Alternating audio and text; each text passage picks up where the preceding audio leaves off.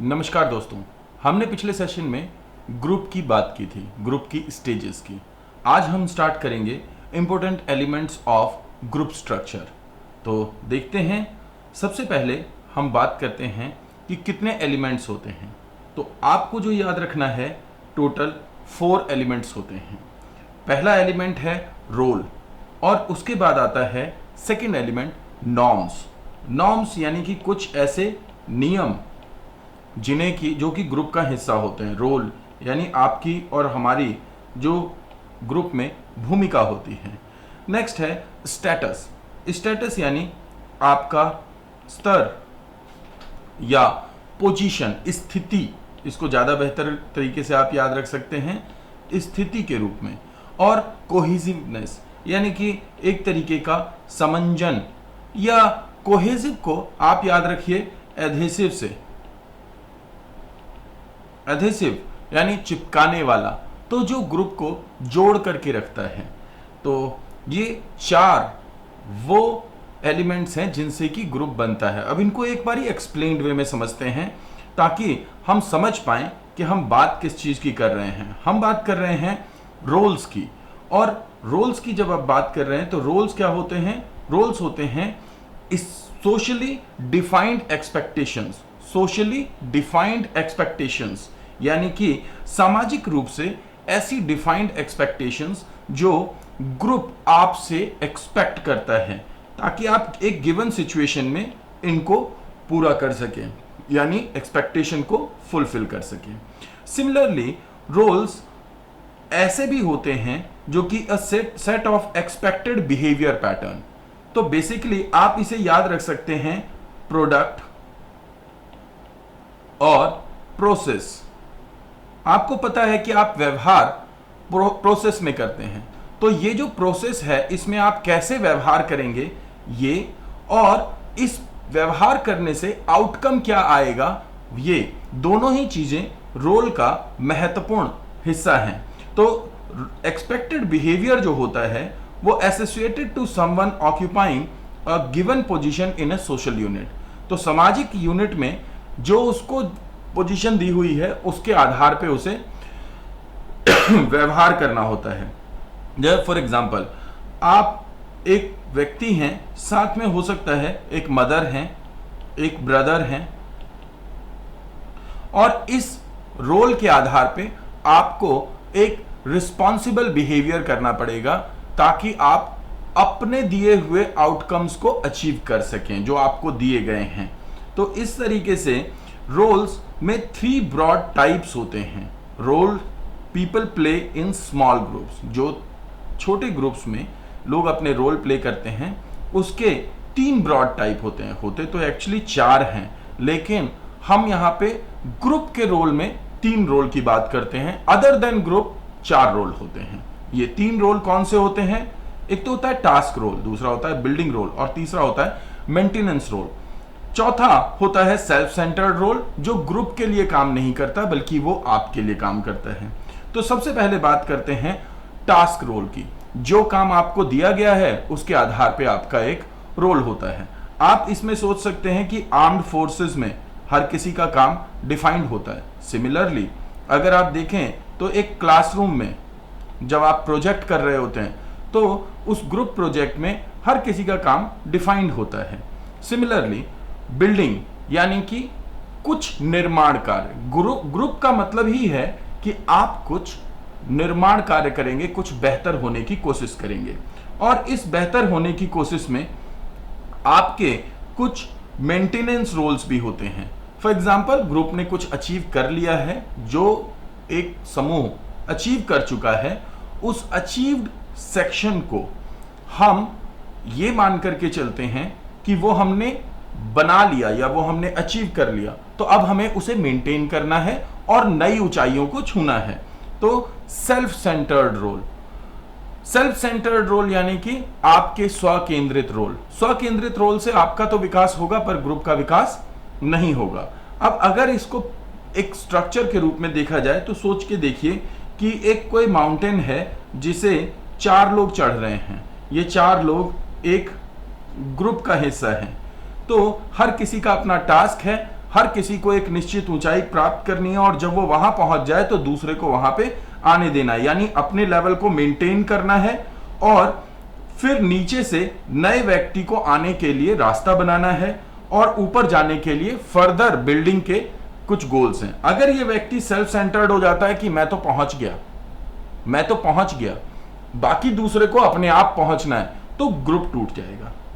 यानी कि self centred goals जो होते हैं वो सेल्फ सेंटर्ड रोल्स से अचीव किए जाते हैं, लेकिन सेल्फ सेंटर्ड गोल्स और सेल्फ सेंटर्ड रोल्स ये दोनों ही ग्रुप के लिए उतने लाभदायक नहीं होते। हालांकि बिना सेल्फ गोल्स के ग्रुप का निर्माण भी नहीं होता, बट वो कैसे होने चाहिए? सेल्फ गोल्स होने चाहिए, सेल्फ सेंटर्ड नहीं। यानी अपने आप को केंद्र में रख करके अगर बनाए जाए तो गोल सेल्फ सेंट्रिक हो जाता है, तो इसलिए इसके नुकसान भी होते हैं।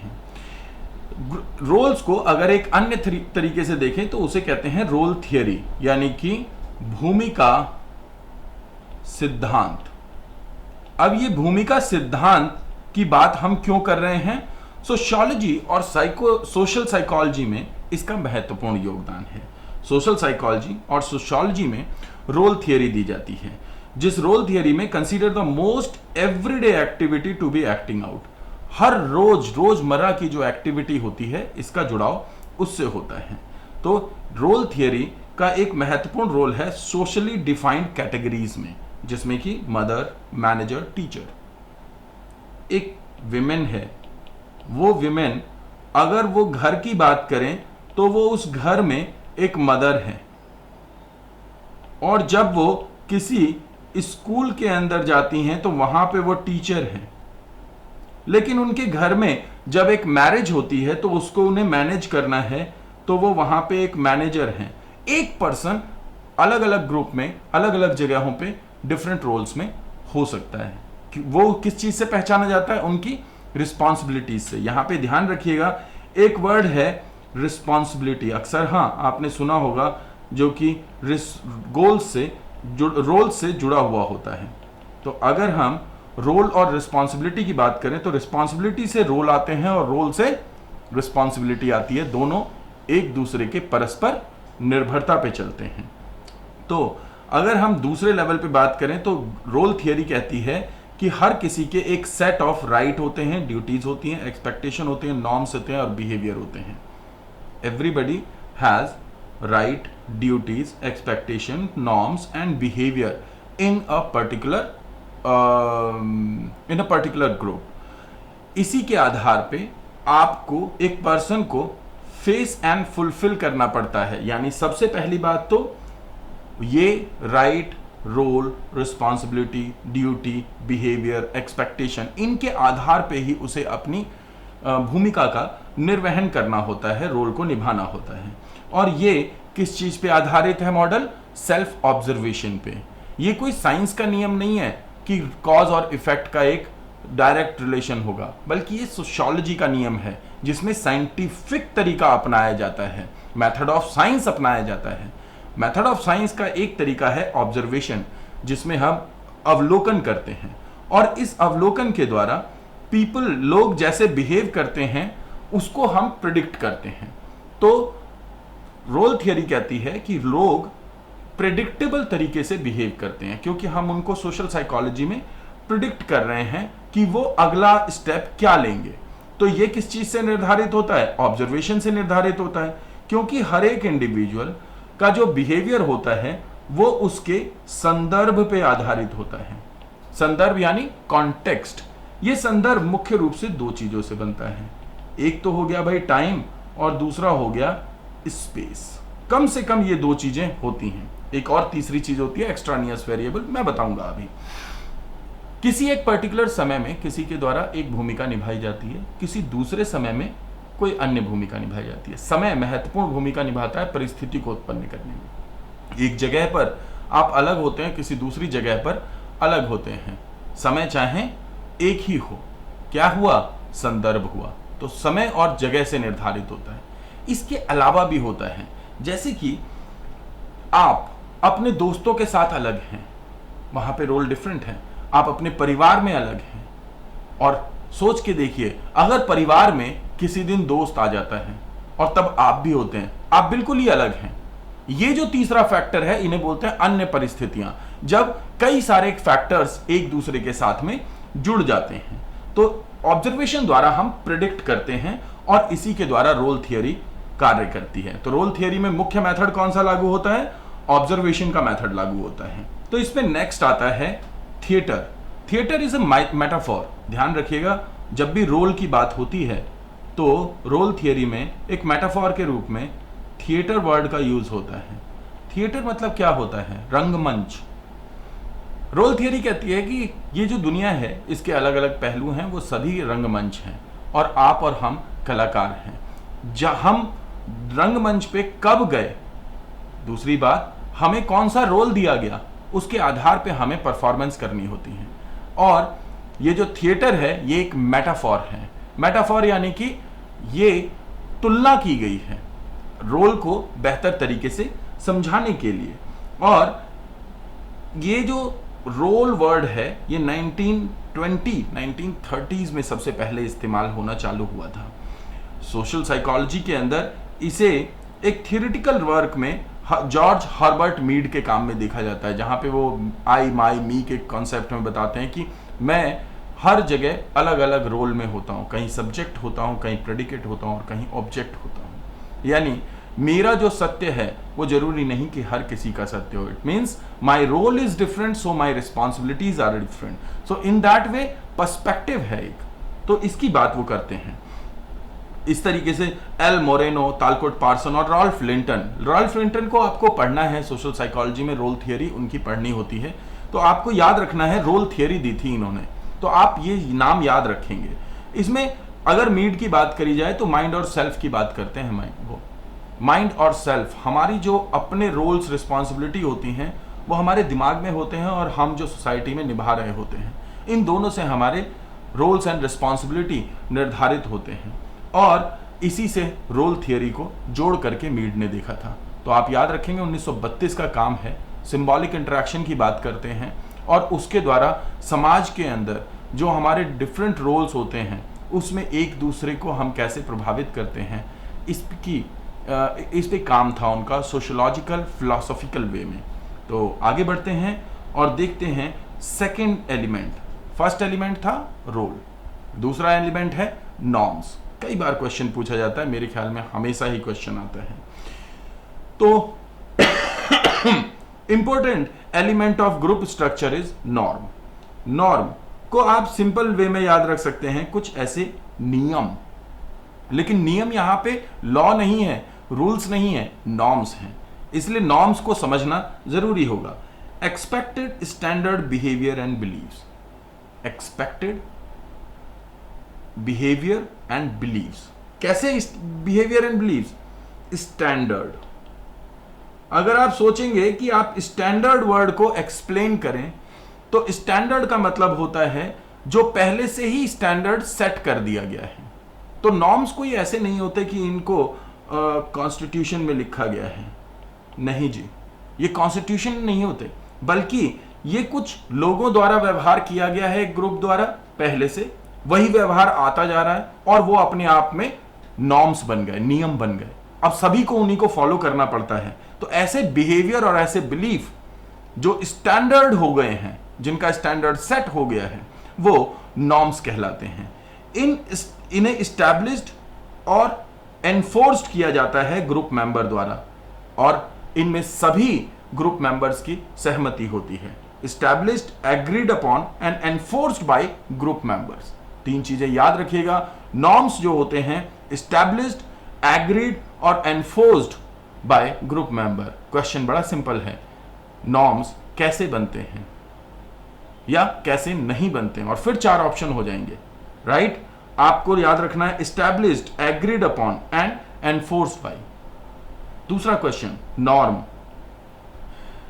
नॉर्म क्या होते हैं? Expected standard behaviour and beliefs. एक दूसरे रूप में अगर हम देखें अगर नॉर्म्स को, जिसमें कि हम समझने की कोशिश करते हैं कि ये करते क्या है। Can guide behaviour in certain situation और एनवायरमेंट। किसी एक पर्टिकुलर सिचुएशन और पर्टिकुलर एनवायरमेंट में हमारे बिहेवियर, हमारे व्यवहार को निर्देशित करते हैं। इनका काम क्या होता है? गाइड करना, निर्देशित करना। हमारे व्यवहार को निर्देशित करना, guide our behaviour in a certain situation और एनवायरमेंट। और इससे होता क्या है, as mental representation of appropriate behaviour. भाई हम अगर एप्रोप्रिएट बिहेवियर करेंगे तो हमारा ग्रुप बेहतर होगा। बिहेवियर एक महत्वपूर्ण रोल निभाता है सोशल साइकोलॉजी और ग्रुपिंग में। अब हमारा जो एप्रोप्रिएट यानी उपयुक्त व्यवहार जो है वो कहां से निकल के आता है, हमारे मेंटल रिप्रेजेंटेशन से निकल के आता है। मैंने कहा भारतीय संविधान भारत की सबसे महत्वपूर्ण पुस्तक है, लेकिन उस पुस्तक में दी गई चीजें लिखी हुई हैं, लेकिन नॉर्म्स उसी प्रकार से, जैसे कि भारतवासियों के लिए ये पुस्तक सबसे महत्वपूर्ण है और किसी को क्या करना है, उसको अपनी राइट, ड्यूटीज, इन सब का मालूम कैसे चलता है, with the help of that constitution. लेकिन यहां पे कोई लिखित कॉन्स्टिट्यूशन नहीं है, हर किसी की अपनी मेंटल रिप्रेजेंटेशन है, मानसिक प्रतिनिधित्व है कि हमें क्या करना है और हमें क्या नहीं करना है, हमें कैसा व्यवहार किस परिस्थिति में करना है। तो ये कहलाते हैं नॉर्म, भूलिएगा नहीं, महत्वपूर्ण है। नेक्स्ट आते हैं नॉर्म्स के वो रूप जो जनरली एक्सेप्टेबल हैं। तो एक्सेप्टेबल स्टैंडर्ड ऑफ बिहेवियर जिसकी हमने बात की, within a group that are shared by the group members के द्वारा शेयर किए जाते हैं। एवरी ग्रुप डेवलप्स नॉर्म्स, हर ग्रुप अपने कुछ नॉर्म्स बनाता है, उनके अपने कस्टम, वैल्यू, हैबिट, एक्सपेक्टेशन इन पे आधारित होते हैं। तो अगर आप कस्टम, वैल्यू, एक्सपेक्टेशन, हैबिट इन सबको मिला दीजिए तो नॉर्म कहलाएंगे, राइट। 4 factors of norms. अब पैटर्न्स एंड एक्सपेक्टेशन और ग्रुप नॉर्म्स, 3 चीजें आप याद रखिएगा, पैटर्न्स, एक्सपेक्टेशन और ग्रुप नॉर्म्स, ये तीनों को मिला करके नॉर्म्स कहलाते हैं। डायरेक्ट द वे, और यही है जो कि किसी भी टीम मेंबर के रास्ते को आगे के लिए बढ़ाते हैं। इंटरैक्शन विद ईच अदर, यानी लोग एक दूसरे से इंटरैक्ट करते हैं, उसके माध्यम से ये नॉर्म एक वर्ग से, एक क्लास से, एक सेक्शन से दूसरे सेक्शन तक जाते रहते हैं। और अब बात करें कि नॉर्म्स कितने प्रकार के होते हैं, 4 प्रकार के। हमने बात की थी इससे पहले, रूल्स कितने प्रकार के होते हैं, 3 प्रकार के। यहां पे हम बात क्या कर रहे हैं, नॉर्म्स कितने प्रकार के हैं, 4 प्रकार के। सबसे महत्वपूर्ण क्वेश्चन यहां बनता है। सबसे पहला नॉर्म है परफॉर्मेंस नॉर्म, यानी किसको क्या रोल निभाना है। आप यहां पे एग्जांपल देखिए, इंडियन क्रिकेट टीम, और इंडियन क्रिकेट टीम में किसी एक का रोल है कि वो बॉलर है, कोई दूसरा फील्डर है और कोई दूसरा बैट्समैन है। ऐसा नहीं है, बैट्समैन का रोल चेंज हो जाता है जब वो फील्डिंग में होता है, और कुछ ऐसे होते हैं जो ऑलराउंडर होते हैं, तो वो बैटिंग भी करते हैं, बॉलिंग भी करते हैं और फील्डिंग भी करते हैं। तो इसका मतलब आपको परफॉर्म करना है, आप जिस रोल में हो, आप जिस रोल में हो उसमें आपको परफॉर्म करना है, and that is the norm. सबसे पहला नॉर्म, सबसे पहला नियम। दूसरा अपीयरेंस नॉर्म। क्रिकेट टीम किस में जाती है, ब्लू कलर में जाती है, कपड़े पहनना। अब किसी एक ऑफिस में निर्धारित हो सकता है कि सभी को फॉर्मल में आना है, जैसे स्कूल में निर्धारित होता है स्कूल ड्रेस में आना है, लेकिन वो क्या है, वो जो स्कूल ड्रेस है वो क्या है, वो एक कानून नहीं है, वो एक नियम है। अगर सोशल ग्रुप के रूप में देखो तो वो सबने एक्सेप्ट किया है, पीटीए के द्वारा, पेरेंट्स टीचर एसोसिएशन ने निर्धारित किया है कि हमारी जो ड्रेस है वो ये होगी, है ना। कुछ छोटे मोटे चेंजेस के साथ ऑलमोस्ट सिमिलर कलर्स को एक्सेप्ट कर लिया जाता है। अपीयरेंस नॉर्म, हम किस तरीके से अपीयर होंगे, ये नॉर्म है। जैसे आपने नेताओं को देखा होगा, अपनी ड्रेस से ही पहचाने जाते हैं। अपीयरेंस, उनका तरीका, पुलिस वाले ड्रेस से पहचाने जाते हैं, और इसी तरीके से आप डिफ्रेंशिएट करते हैं। रोड पे जा रहे हैं तो आप 2 पुलिस वालों के बीच में डिफ्रेंशिएट, ये भाई ये खाकी वर्दी वाला है और ये ट्रैफिक वाला है। सो ये डिफरेंसेस क्या हैं, ये नॉर्म्स के डिफरेंसेस हैं जो कि अपीयरेंस से आते हैं। अब इसके बाद आता है social arrangement norm. Social arrangement, सामाजिक रूप से जो व्यवस्था बनाई जाती है उससे संबंधित कुछ नॉर्म होते हैं कि हम जब ग्रुप में हैं हम क्या कार्य कर सकते हैं और क्या कार्य नहीं कर सकते। जैसे आपने देखा होगा, राजनीतिक लोगों की भाषा डिफरेंट होती है, स्कूल के अंदर बच्चों की भाषा डिफरेंट होती है, टीचर्स की भाषा डिफरेंट होती है। आर्मी पर्सनल्स की भाषा डिफरेंट हो सकती है और उनके द्वारा किया जाने वाला पर्टिकुलर एक्ट भी डिफरेंट हो सकता है, इसलिए ये सोशल अरेंजमेंट नॉर्म्स होते हैं। और लास्ट है resource allocation norms. What are resource allocations? भाई आप इसको कहीं पर भी देख सकते हैं कि किसी भी एक वर्ग में किसी भी एक व्यक्ति को या व्यक्ति समूह को रिसोर्सेज एलोकेट किए जाते हैं ग्रुप के द्वारा। वो जो ग्रुप के द्वारा रिसोर्सेज एलोकेट किए जा रहे हैं वो किसको कितने रिसोर्सेज कब किए जाने हैं, ये सब चीजें रिसोर्स एलोकेशन नॉर्म के अंदर में आती हैं। आपने देखा होगा लोग बहुत ज़्यादा इस चीज़ से प्रताड़ित होते हैं, भाई मेरे को रिसोर्सेज कम मिले, किसी को ज़्यादा मिले। अगर एक पॉलिटिकल पार्टी का एग्जांपल लें तो यहाँ पे कुछ कमिटमेंट होते हैं और कुछ रिस्पॉन्सिबिलिटीज़ होती हैं। एक व्यक्ति है जिसने की परफॉर्मेंस अच्छी दिखाई, उसने रिस्पॉन्सिबिलिटी भी अच्छी निभाई, कमिटमेंट भी अच्छे किए, लेकिन उसको जो वो एक्सपेक्ट करता था वो नहीं मिला। जैसे आप राजस्थान में सचिन पायलट का एग्जाम्पल ले सकते हैं। तो ऐसी स्थिति में क्या हुआ, अगर रिसोर्स एलोकेशन बराबर नहीं हुए, बिना नॉर्म्स के हुए, तो ग्रुप टूट जाते हैं। और अगर वो नॉर्म्स के अकॉर्डिंग हो तो ग्रुप बहुत लंबे समय तक चलते रहते हैं। नॉर्म्स भूमिका निभाते हैं ग्रुप के संचालन में, बेहतर काम करने में। नेक्स्ट जो तीसरा फैक्टर है that is position status factor. Position और स्टेटस क्या होता है? आपकी स्थिति relative position status. Relative position status को दो रूपों में देखा जा सकता है, एक होता है एस्क्राइब्ड स्टेटस और दूसरा होता है अचीव्ड स्टेटस। एस्क्राइब्ड स्टेटस क्या होता है? साधारण तरीके से तो वैसे देखिए सीनियरिटी और जूनियरिटी के आधार पे होता है, पर इसे आप अपने याद रखने के लिए याद रखिए बर्थ से होता है। और ये जो आपने परफॉर्म करके अचीव किया है, ऐसे दो तरीके से याद रखिए। अब एस्क्राइब्ड स्टेटस क्या है? एक एग्जांपल लेते हैं, शेड्यूल कास्ट फैमिली है, उसमें एक बच्चे का जन्म हुआ। ये जो बच्चा है इसका एस्क्राइब्ड स्टेटस क्या हो गया? एससी। इसने चूज नहीं किया इस ग्रुप में, बल्कि ये अपने आप ही इस ग्रुप का हिस्सा बन गया। तो ये प्राइमरी ग्रुप है बेसिकली।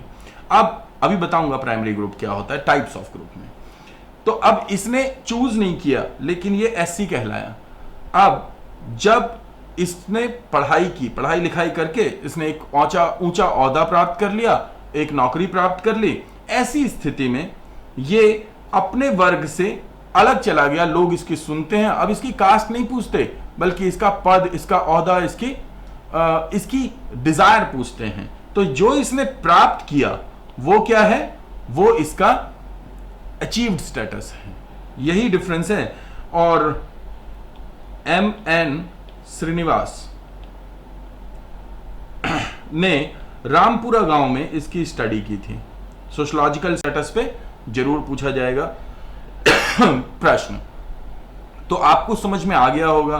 तो अगर हम पोजीशन की बात करें तो हमारी पोजीशन एक तो वो होती है जो ग्रुप में हमें मिली, जैसे मोदी जी बीजेपी के कार्यकर्ता थे।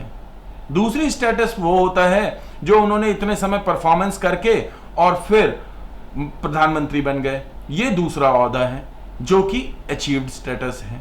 सिमिलरली एक कक्षा में जब सभी बच्चों का एडमिशन होता है तो वो जो होता है वो एस्क्राइब्ड स्टेटस है। लेकिन जब वो मेहनत करते हैं, परफॉर्म करते हैं और किसी एक को क्लास मॉनिटर के रूप में चुन लेती है, प्रीफेक्ट के रूप में चुन लेती है, ये क्या है? अचीव्ड स्टेटस है। तो स्क्राइब्ड स्टेटस और अचीव्ड स्टेटस अलग अलग प्रकार के हो सकते हैं। तो आगे बढ़ते हैं हम और देखते हैं स्टेटस की वो परिभाषा जिसको कि आप एक सोशियोलॉजिकली और सोशल साइकोलॉजिकली आप याद कर सकते हैं। तो स्टेटस क्या है? स्टेटस सोशली डिफाइंड पोजीशन है, और इस सोशली डिफाइंड पोजीशन को आप रैंक भी कह सकते हैं। सोशली डिफाइंड पोजीशन या रैंक। तो ये जो सोशली डिफाइंड पोजीशन या रैंक है ये ग्रुप मेंबर के द्वारा दी जाती है दूसरे ग्रुप मेंबर्स को, और इसी को स्टेटस बोलते हैं। तो आप इसको, मेरे जो पिछले एग्जाम्पल हैं, चाहे वो क्लासरूम वाला हो या फिर वो पॉलिटिकल पार्टी वाला हो, वहां लागू कर सकते हैं। इसे फैमिली में भी लागू किया जा सकता है, लेकिन फैमिली में बहुत ज्यादा रैंक काम नहीं करती है। खैर, स्टैनले वासरमैन और कैथरीन फॉस्ट स्टैनले ने ये कॉशन किया, चेतावनी दी that there is a considerable disagreement about the social scientist about the definition of the related concept of social position, social status and social roles. Social position, social status और social roles को लेकर के बहुत ज़्यादा difference है। अगर हम Ralph की ही बात करें तो राल्फ ने क्या किया, उन्होंने पोजीशन को स्टेटस बताया। ऐसे बहुत सारे एग्जाम्पल हैं जहां पे कि आप स्टडीज बताती हैं कि सोशलॉजिकल जो स्टडीज की जाती हैं उनमें इसके अंतर अलग अलग हैं। इसलिए आपके लिए मैं बताऊंगा कि जो मैं करवा रहा हूं उसको ठीक तरीके से याद करें, यहां पे कोई कंफ्यूजन नहीं होगा, और पढ़ने के लिए 11th-12th की एनसीईआरटी को बेस बनाएं, ये आपको हेल्प करेगी। क्योंकि अगर आप ज़्यादा डीपली अगर स्टडी को पढ़ते हैं तो ऐसा हो सकता है कि आप राल्फ की स्टडी को पढ़ लें, लेकिन जो क्वेश्चन आ रहा है वो तो राल्फ की स्टडी से नहीं आ रहा है और हर जगह वो सही भी नहीं है, तो फिर इसलिए शायद समस्या हो सकती है।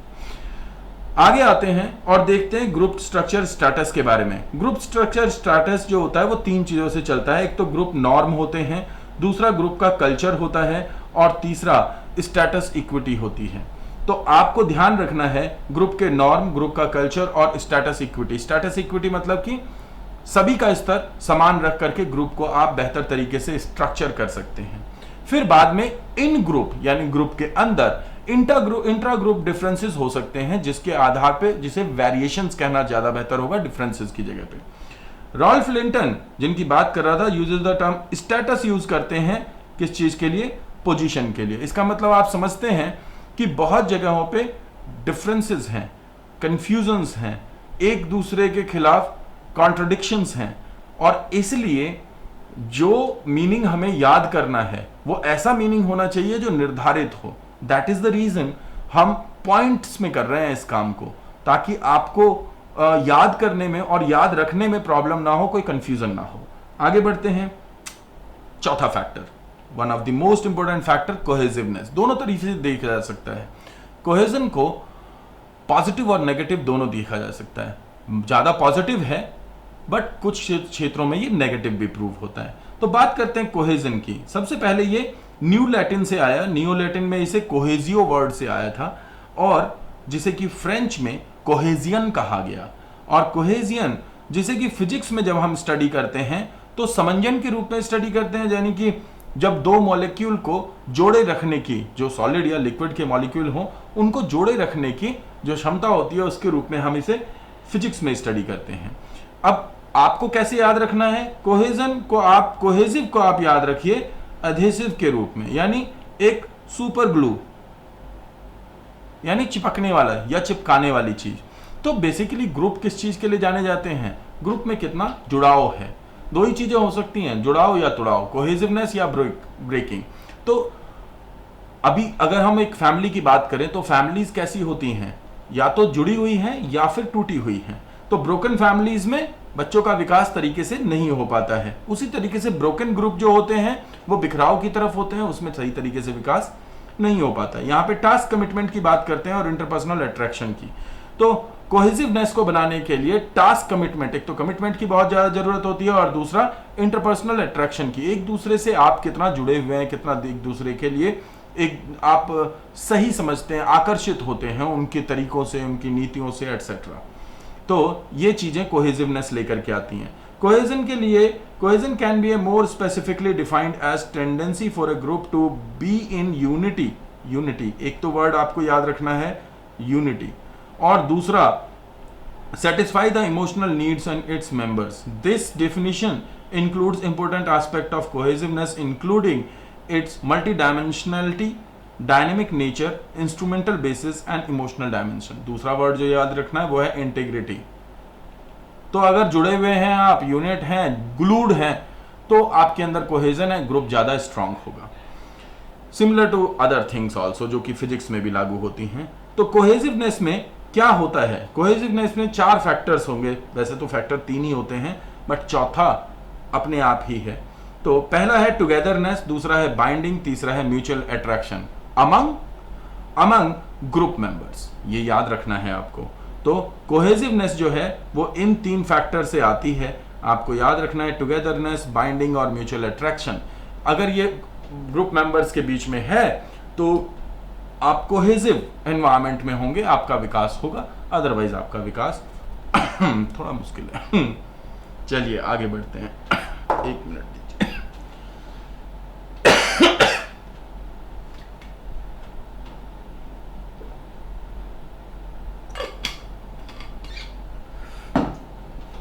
जी, तो कोहेसिवनेस को अगर हमें देखना हो तो group cohesion acts as a social glue. Social glue यानी कि सामाजिक चिपकने वाले पदार्थ जैसे काम करता है, that binds A group together, जो कि ग्रुप को बांधने का काम करता है, यानी आपस में बांधे रखता है कि बिखर ना जाए। लकड़ियों के गट्ठे की तरीके से है, बांध करके रखता है। जैसे ही इनमें कोहेजन खत्म होता है तो ये बिखरने लगते हैं, तो आप इसको ध्यान दे सकते हैं। तो मोर कोहेसिव ग्रुप मेंबर्स, इसको समझ लेना है। इंटरेक्शन एक महत्वपूर्ण चीज होती है, लेकिन वो कैसे आता है? कोहेसिवनेस का मुख्य उद्देश्य होता है इंटरेक्शन, और इंटरेक्शन कैसे आता है? थिंक, 3 फैक्टर बताए थे सोशल साइकोलॉजी में, वही है think, feel and act as a social unit and less as a isolated individual. तो think, feel and act. Think मतलब हम बात कर रहे हैं कॉग्निटिव की, फील मीन्स हम बात कर रहे हैं इमोटिव की या अफेक्टिव की, एक्ट यानी बिहेवियर। हमने यही 3 फैक्टर बात किए थे कि सोशल साइकोलॉजी के 3 स्तंभ हैं ये, जिनसे कि ये चलता है। तो इस तरीके से अ social unit and less like isolated individual, आपको बिहेव करना होता है सोशल, सामाजिक इकाई के रूप में, रादर कि आप एक इंडिविजुअल के रूप में यहां पे व्यवहार करें। तो मोर कोहेसिव ग्रुप मेंबर्स तभी होंगे जब आप थिंक, फील, एक्ट अलाइक, एक दूसरे से जुड़ करके एक दूसरे जैसा ही सोचेंगे, वैसा ही महसूस करेंगे और वैसा ही व्यवहार करेंगे। तो इसलिए कोहेसिवनेस ग्रुप की एक महत्वपूर्ण रियलिटी होती है। आर्विंग जेनिंग्स, बहुत मजेदार काम किया था इन्होंने ग्रुप थिंक पे बात की थी। ग्रुप थिंक क्या है? इन्होंने कहा कि भाई जिस ग्रुप की आप बात कर रहे हैं वो ग्रुप, उसमें जो कोहेसिवनेस की बात कर रहे हैं, वो कोहेसिवनेस जरूरी नहीं कि हमेशा बेहतर हो, बल्कि कोहेजन जो है वो कभी कभी नेगेटिव भी हो सकता है। फॉर एग्जाम्पल, एक ग्रुप में बहुत ज्यादा कोहेजन है तो ऐसी स्थिति में जुड़ाव बहुत ज्यादा है, हर कोई एक फैसले को सपोर्ट कर रहा है बिना एनालाइज किए। तो ऐसी स्थिति में अगर क्रिटिकल एनालिसिस ना हो ग्रुप के द्वारा तो कभी कभी गलत भी फैसले ले लिए जाते हैं। ऐसा तब ज्यादा होता है जब ग्रुप का जो लीडर होता है उसकी बात को सब मान लेते हैं, और ऐसी स्थिति में क्या होता है, कभी गलत नीति भी बन रही होती है लेकिन कोई आवाज नहीं उठाता, और अल्टीमेटली क्या होता है, अल्टीमेटली वो नीति बन जाती है, वो नीति पास हो जाती है और फिर उसके हमें हानिकारक परिणाम भुगतने पड़ सकते हैं। ऐसा आर्विंग जेनिस ने बात की है। तो ग्रुप कोहेजन फैक्टर्स की अगर बात करें तो आपको फैक्टर्स तो 2 याद रखने हैं, लेकिन ये 2 फैक्टर्स आते हैं इंटरेक्शन द्वारा। जैसे मैंने पहले भी कहा, interaction of more than one factor, interaction of more than one factor. वो इंटरेक्शन क्या है? एक तो है ग्रुप परफॉर्मेंस और दूसरा है ग्रुप का कमिटमेंट। तो 2 चीजें याद रखनी है आपको, परफॉर्मेंस और कमिटमेंट, इसी से कोहेजन आता है। ग्रुप का कितना बेहतर परफॉर्मेंस है, हमने बात की पॉलिटिकल पार्टी की, हमने बात की क्रिकेट टीम की या फुटबॉल टीम की। बेसिकली इन सब के बारे में कॉमन क्या है? कॉमन ये है दोस्तों कि जब ग्रुप अच्छा परफॉर्म कर रहा हो तो कोहेजन अच्छा होता है। जैसे ही ग्रुप अच्छा परफॉर्म करना बंद कर देता है, कहीं परफॉर्मेंस गिरती है तो कमिटमेंट गिरते हैं, लड़ाइयाँ होती हैं, झगड़े होते हैं। इसलिए अगर आपको ग्रुप की परफॉर्मेंस को अच्छा करना है तो उसका एक तरीका है। वो तरीका क्या है? आप परफॉर्म अच्छा करते रहिए और कमिटेड रहिए, तो कोहेजन अच्छा रहेगा, क्योंकि इंटरेक्शन होता रहेगा। वरना इंटरेक्शन टूट जाता है और एक दूसरे के ऊपर आरोप प्रत्यारोप चलते रहते हैं। Right, that is these were the elements. ये 4 एलिमेंट थे। अब हम बात करेंगे 3 टाइप्स ऑफ ग्रुप की। 3 टाइप्स ऑफ ग्रुप नहीं है, ग्रुप के 6 टाइप्स होते हैं, पर कम से कम 6 टाइप्स होते हैं। लेकिन जो ग्रुप का वर्गीकरण किया गया है वो 3 भागों में किया गया है, जिसके आधार पे 2-2 टाइप्स हैं तीनों में। तो ये आपको करने होंगे। वैसे तो आपको 2 सबसे ज़्यादा जरूरी हैं, प्राइमरी और सेकेंडरी, लेकिन 2 और करवाए जाएंगे वर्गीकरण। और 4 टाइप करवाए जाएंगे। तो इस तरीके से हम टोटल 6 टाइप्स करेंगे। तो टाइप्स ऑफ ग्रुप में हमारे सामने टोटल मिलाकर के सबसे पहले है प्राइमरी और सेकेंडरी ग्रुप्स। दूसरे वर्गीकरण में हमारे पास में आता है फॉर्मल एंड इनफॉर्मल ग्रुप्स, और तीसरे वर्गीकरण में हमारे समक्ष आता है इन ग्रुप एंड आउट ग्रुप। तो आपको समझ में आ रहा होगा कि हम बात कर रहे हैं प्राइमरी एंड सेकेंडरी ग्रुप की, हम बात कर रहे हैं फॉर्मल और इनफॉर्मल ग्रुप की, हम बात कर रहे हैं इन ग्रुप एंड आउट ग्रुप की। तो ये 3 वर्गीकरण हैं। अगर हम इनका क्लासिफिकेशन की बात करें, क्योंकि हमें पढ़ना होता है टाइप्स ऑफ ग्रुप, लेकिन पहले हमने इसे क्लासिफाई कर लिया है आपके समझ के लिए। तो 3 भागों में क्लासिफाई हुए हैं। टोटल कितने पार्ट्स हैं, टाइप कितने हैं? टाइप हैं 6, राइट। तो अब देखते हैं कि इन टाइप्स में क्या है। सबसे पहले है primary and secondary groups. Primary और सेकेंडरी ग्रुप्स यानी कि प्राइमरी यानी सिंपली प्राथमिक और सेकेंडरी यानी द्वितीयक। तो प्राइमरी और सेकेंडरी ग्रुप में क्या है? Primary group and secondary group. सबसे पहले देखते हैं प्राइमरी ग्रुप। प्राइमरी ग्रुप वो होते हैं जिनको ज्वाइन करने वाले के पास चॉइस नहीं होती। ये प्री एग्जिस्टिंग फॉर्मेशंस हैं, पहले से ही बने हुए होते हैं। तो आपके पास कोई चॉइस नहीं है कि आप इन्हें ज्वाइन करें या ना करें। तो ये इंडिविजुअल को दे दिए जाते हैं। तो आप ये मान सकते हैं कि ये जो प्राइमरी ग्रुप है ना, ये एक्स ऑफिशियो होते हैं। एक्स ऑफिशियो यानी अपने आप ही आपके पास में आ जाते हैं। तो ये पहले से ही बने होते हैं, हम केवल इसका एक मेंबर बन जाते हैं। जैसे family, caste, religion are primary groups. अब आप पैदा होते हैं और आप उस फैमिली का हिस्सा बन जाते हैं। आपकी कास्ट आपके पैदा होने से पहले ही निर्धारित होती है, आपका धर्म आपके पैदा होने से पहले ही निर्धारित होता है। ये सब क्या है?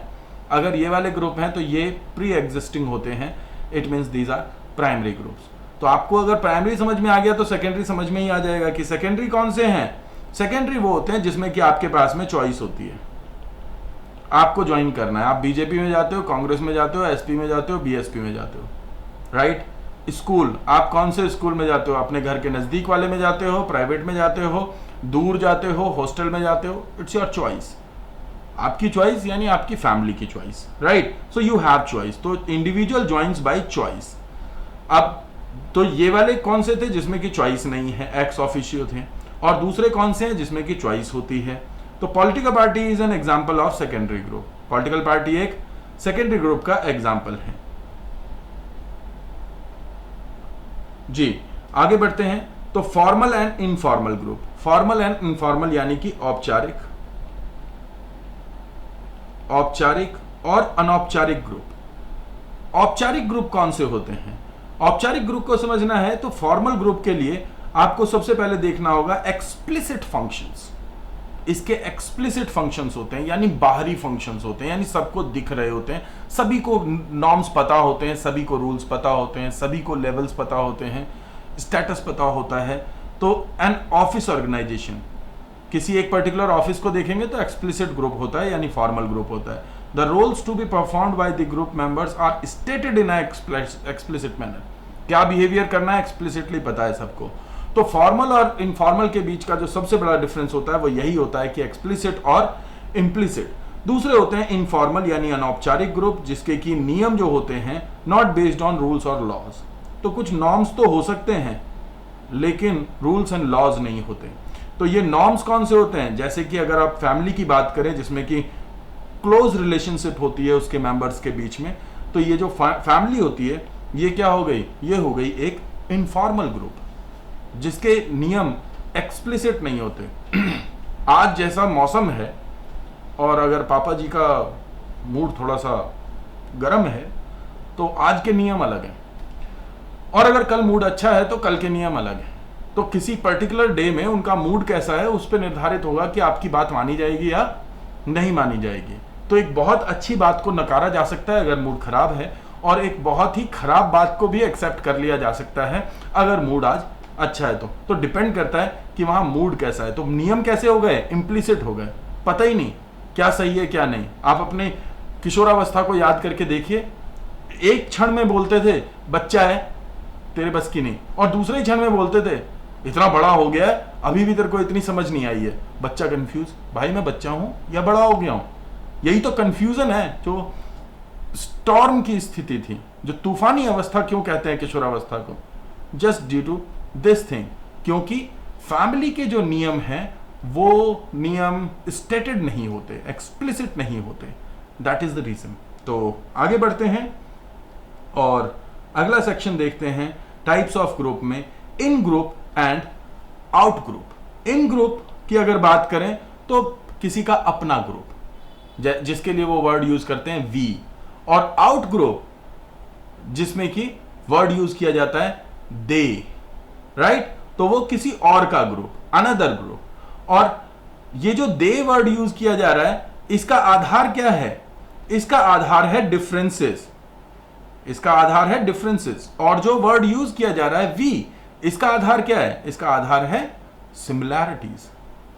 तो आज के लिए हमारा काम इतना ही था।